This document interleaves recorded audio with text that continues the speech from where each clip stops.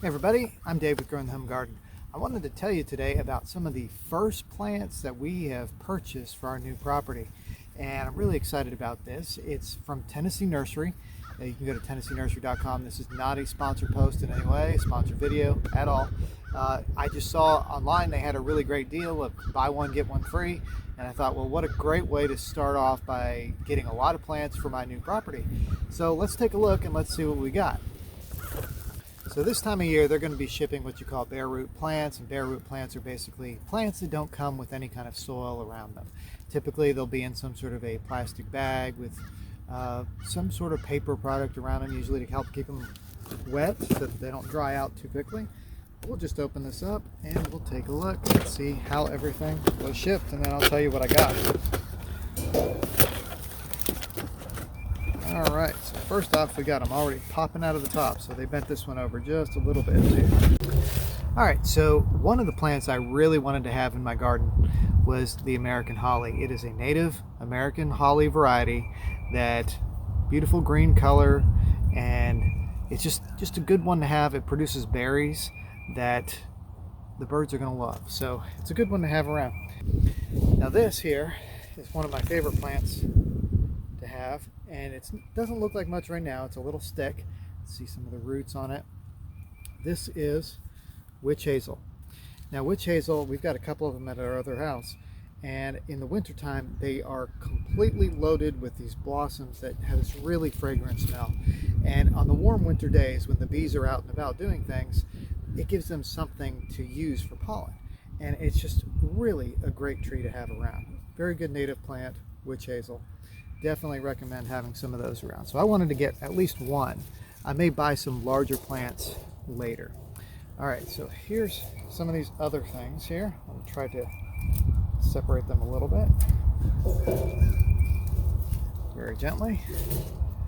Okay, and here is Acer rubrum, okay, red maple. Red maples are one of my favorite trees to grow for shade.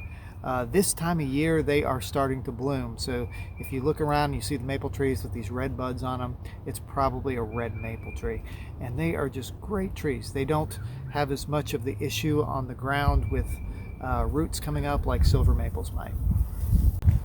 And who doesn't like maple syrup? So why not get a sugar maple? Now sugar maple in the fall is a gorgeous tree. It's covered with this orangish foliage that is just amazing.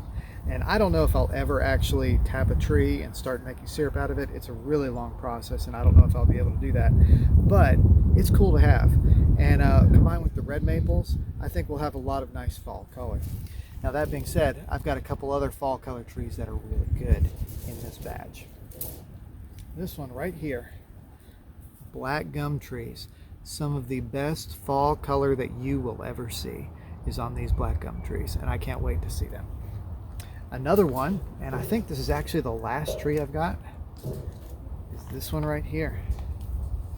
This is a sourwood tree. Now sourwood, why I like it, I mean it's got great fall color too, but what I really like about it is that the bees love it, and it makes an excellent honey. If you've ever had sourwood honey, it's some of the best that's out there.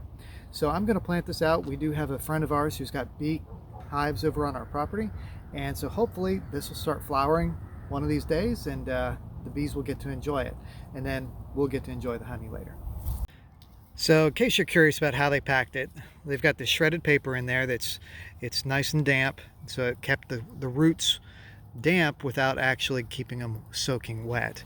And it is already starting to dry out since I've had them out here for a little bit. So what I need to do is get these potted up into some pots that I can grow on for a while, because you notice they're not really that large, and we've got deer out here, so if the deer came out they would probably do a lot of damage to these little saplings so far. But let's check those root systems. Like this is the sugar maple root system.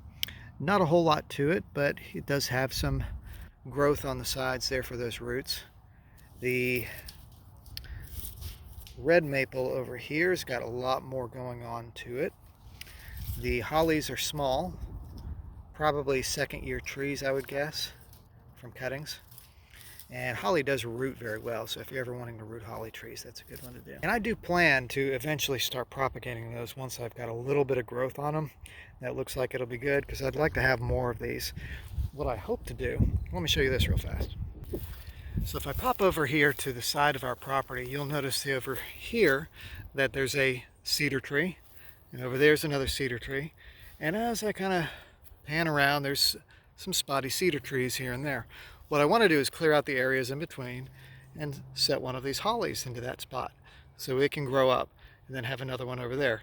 Gives me a diverse native planting area for a hedge screen, because on the other side you can kind of see a gate through there. That's our neighbor's property, so we'll kind of screen this side off so they can enjoy their privacy and we can enjoy ours. Now by far the sourwood has the best looking root system of all these here. I'm not going to clear off all this stuff. I'm just going to pot it up in with this clump into the soil that I'm going to use.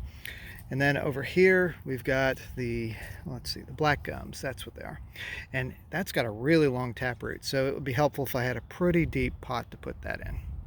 So what I'm going to do first is I'm going to soak these really well, going to let them sit here for a little while, kind of absorb some of that water back into their systems in case they've dried out a little bit during shipping, which actually was really fast. It only took them a couple days to get it to me. And I had it yesterday and I put it in the garage, and now I'm taking care of this today.